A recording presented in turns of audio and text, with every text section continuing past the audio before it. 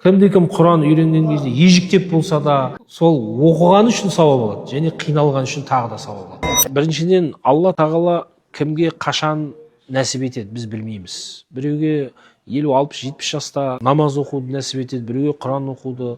Сол үшін еш нәрседе кеш жоқ. Жалпы Аллаға қайтуда Алла тағала тәубені жан алқымға келгенге дейін қабыл етеді дейді ғой.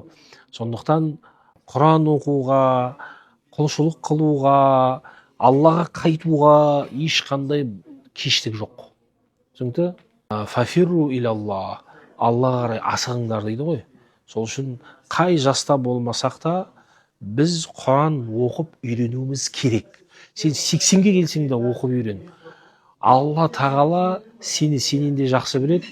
Әр қиналғаның, әрбір Құран оқудағы әрекетің, талпынысың, ниетіңе қарай Алла саған сауабын береді. Өйткені пайғамбар саллаллаху алейхи вассалам сол үшін айтқан: кім Құран үйренген кезде ежіктеп болса да, сол оқыған үшін сауап алады, және қиналған үшін тағы да сауап алады дейді. Сол үшін ештен кеш жақсы.